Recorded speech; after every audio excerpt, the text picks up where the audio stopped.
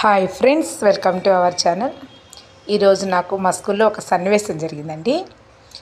ఈరోజు నేను స్కూల్కి వెళ్ళగానే నాకు 8th క్లాస్ నుంచి 10th క్లాస్ నుంచి 7th క్లాస్ నుంచి ముగ్గురు పిల్లలు పుట్టినరోజు అని చాక్లెట్ తీసుకొచ్చారు. నేను చాక్లెట్ తీసుకునే లోపే ఇక్కడున్నాడు చూసారా, ఈ బాబు ఒకటే ఏడుస్తున్నాడు.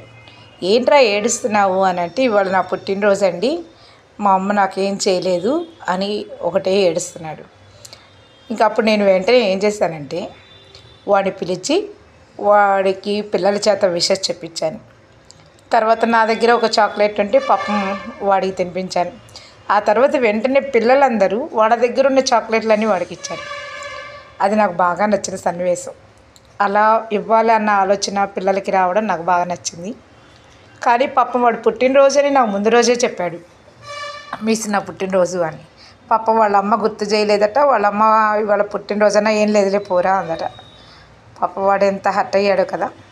అందుకే మనం వాడికి ఏమి ఇచ్చినా ఇవ్వకపోయినా మన దగ్గర ఉన్న దానిలోనే మనం పిల్లలకి సెలబ్రేషన్ చేయాలి. తర్వాత మనం ఎందుకు చేయలేకపోతున్నామో వాళ్ళకి తెలియజేస్తే వాళ్ళు కూడా అర్థం చేసుకుంటారు కదా. అంతేనండి. మనం పిల్లలకి అర్థమయ్యే రీతిలో చెప్తే వాళ్ళు అర్థం చేసుకోవడానికి ట్రై చేస్తారు.